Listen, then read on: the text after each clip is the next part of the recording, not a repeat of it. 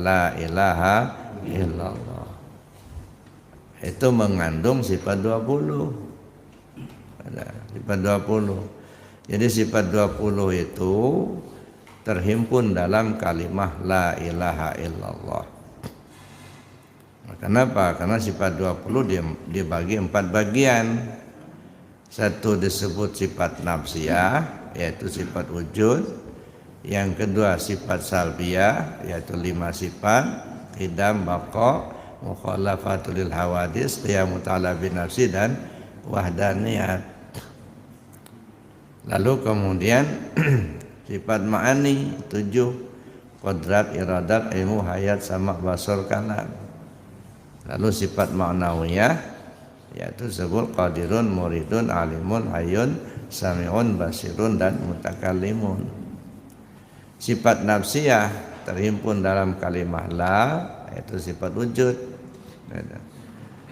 Sedangkan sifat salbiyah terhimpun dalam kalimat ilaha, 5 sifat tadi, yaitu sifat qidam, baqa, mukhalafatul hawadis, qiyamu ta'ala bin nafsi, dan wadaniyah. Kemudian sifat ma'ani terhimpun dalam kalimat illah, qudrat, iradat, ilmu, hayat, sama, basar, kalam, itu terhimpun dalam kalimat illah. Sifat ma'nawiyah terhimpun dalam kalimat Allah, qadirun, muridun, alimun, hayyun, sami'un, basirun, dan mutakallimun. Nah, jadi sifat 20 terhimpun dalam kalimah la ilaha illallah. Kalimah la menghimpun sifat nafsiyah, itu wujud. Wujud itu ada. Nah, tahunya kita ini ada diri kita, tubuh. Nah, maka la menunjukkan tubuh bagi kita. Kemudian kalimah ilaha menghimpun sifat salbiyah yang 5 sifat. Itu tidak berbentuk, ya, tidak bisa dikhayal-khayal. Artinya karena itu sifat khabariyah, hanya diyakini oleh hati. Maka kalimah ilah menunjukkan hati pada kita. Ilaha menghimpun sifat ma'ani yang 7: qudrat, iradat, ilmu, hayat, sama, basar, kalam. 6 sifat tergantung kepada hayat. Hayat pada kita, nyawa pada kita. Nah, maka kalimah ilah menunjukkan nyawa pada kita. Lafaz jalalah Allah menghimpun sifat ma'nawiyah: qadirun, muridun, alimun, hayyun, sami'un, basirun, dan mutakallimun. Itu tersembunyi. Qadirun itu tersembunyi, yang tampil ke permukaan sifat ma'ani, qudrat. Jadi kalau yang tampil qudrat, yang tersembunyinya qadirun.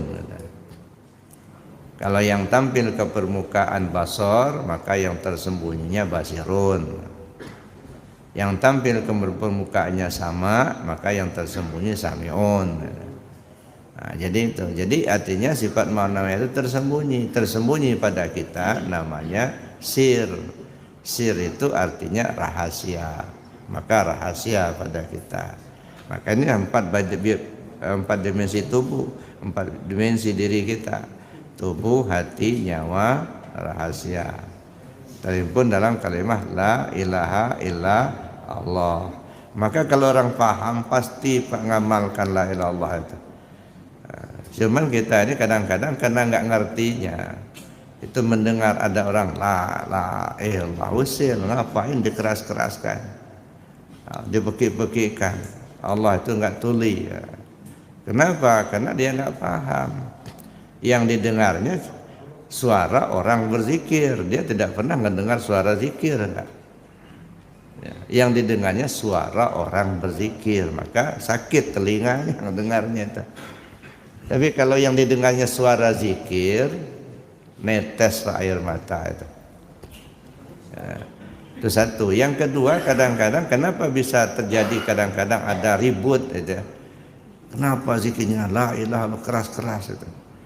Tidak boleh zikir keras-keras. Memang tidak boleh Pak zikir keras-keras. Yang disuruh kita zikir la ilaha illallah. Jangan ada zikir keras. Tidak boleh zikir keras-keras. Nah, kenapa? Karena pandangan beda.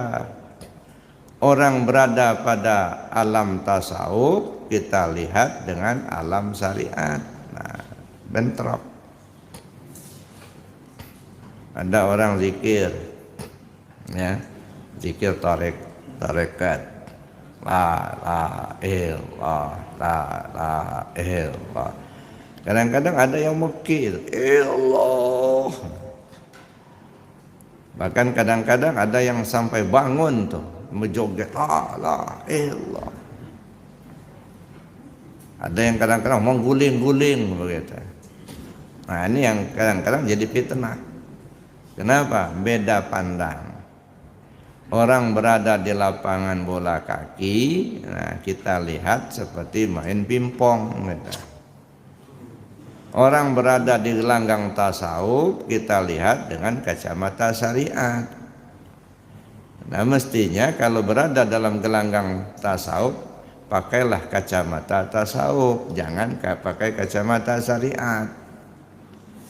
Nah, kalau orang berada di gelanggang tasawuf, kita lihat dengan kacamata syariat, nah di situ bentrok terus itu, nggak akan ketemu, nggak ada. Nah, kalau bagaimana yang saya maksudkan, orang berada pada gelanggang tasawuf, pakailah kacamata tasawuf. Karena orang zikir tarekat kan belajar tasawuf. Artinya apa? Jangan dilihat orang zikir itu meki-meki, dengar meki-meki. Jangan dilihat orang tuh joget-joget. Ada orang zikir joget-joget, katakanlah dengan sampai berdiri. Orang tasawuf tidak melihat, tidak ada orang joget-joget. Tidak ada orang meki-meki. Kenapa tidak ada?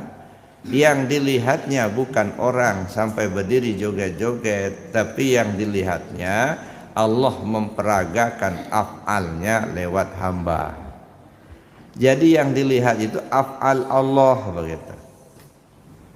Nah, kalau kita lihat orangnya joget-joget itu syariat. Nah, di situ nggak kenanya. Tapi kalau kita lihat dalam kacamata tasawuf, nggak ada orang joget-joget itu. Dia sendiri tidak punya kemampuan kok. Ya, dia sendiri nggak punya kodratnya kodrat Allah, iradatnya iradat Allah. Ya, jadi tidak ada orang joget-joget itu. Kenapa? Yang dilihatnya adalah Allah memperagakan af'alnya lewat hamba. Nah, kalau kita sudah masuk ke situ, Pak, diam. Yang diperhatikannya af'al Allah gitu. Dia nggak ngeliat orang, nggak. Orang itu nggak kuasa, nggak kuasa berdiri, nggak kuasa, dia nggak punya kehendak, nggak bisa melihat, nggak ada ilmu. Yang punya Allah.